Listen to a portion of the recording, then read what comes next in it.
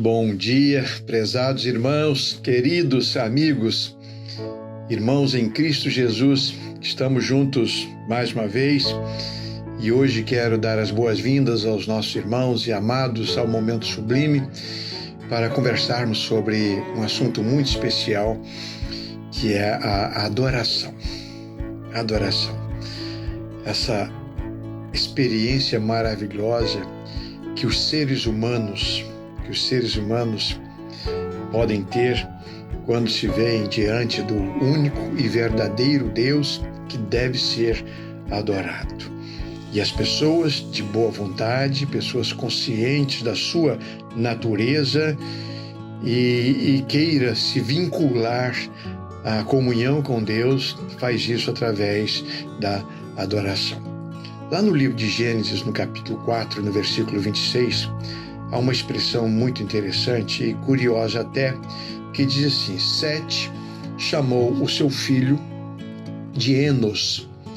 Foi nesse tempo que o nome Senhor começou a ser usado no culto de adoração a Deus. Vou repetir a leitura. Sete era filho de Adão e Eva. Sete chamou o seu filho de Enos. E foi nesse tempo que o nome Senhor começou a ser usado no culto de adoração a Deus. A palavra Enos significa mortal, ou até mesmo humanidade, do ponto de vista de sermos todos nós limitados agora por causa da presença do pecado. Então, nós sabemos, Adão e Eva tiveram seus filhos, dentre eles Caim, matou Abel. E a Bíblia diz que depois da morte de Abel, Eva teve um outro filho e colocou o nome desse filho de Sete. E Sete, então, quando teve filhos, colocou o nome do primeiro filho de Enos, que significa mortal ou humanidade. Então, na verdade, Sete substituiu Abel. Então, é Sete que entra para a linhagem das famílias de Adão até chegarmos, a genealogia, até chegarmos à pessoa de Jesus Cristo. Isto é maravilhoso, não está lá à toa, tá? E interessante que diz que quando isso aconteceu, quando Sete, não foi à toa que ele colocou o nome no filho de Enos, quando Sete colocou o nome de mortal no seu filho, ele estava comunicando aquilo que Deus disse que aconteceria. A morte passaria a fazer parte da experiência humana. E agora, então, por causa do pecado de Adão, a palavra de Deus nos diz que Deus enviaria da própria semente da mulher aquele que esmagaria a cabeça da serpente. Então, através do homem, o pecado entrou para a experiência humana. E com o pecado, a experiência da morte. E agora, uma maneira de profetizar, quando Sete coloca o nome do seu filho de Enos, ele está dizendo que mesmo o ser humano mortal, mesmo o ser humano agora contaminado pelo pecado, ele passaria e poderia ter comunhão com Deus. E o texto então diz que foi a partir deste momento, pela primeira vez, o nome Senhor passou a ser usado na adoração, no expediente da adoração. Antes, Deus conversava com Adão, conversava com Eva, e era assim, havia toda uma relação muito interessante, aquela que Deus idealizou, aquela para a qual Deus criou o ser humano, mas o pecado roubou isso do ser humano.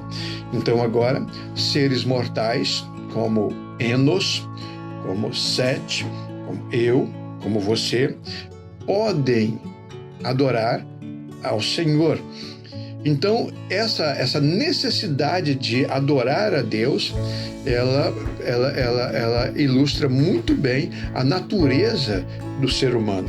Mesmo sendo pecado, mesmo que o pecado tenha roubado aquela verdadeira e íntima comunhão que o homem tinha com Deus, o homem poderia continuar tendo comunhão com Deus. Adorar ao Senhor, servir ao Senhor, glorificar o Senhor com a sua vida. Então, esse versículo também nos ensina que cabe a nós, humanos, mortais, mesmo pecadores, cabe a nós adorar ao Deus eterno, ao eterno Deus. Então, a partir daquele momento, Deus passou a ser adorado, seu nome passou a ser usado na adoração.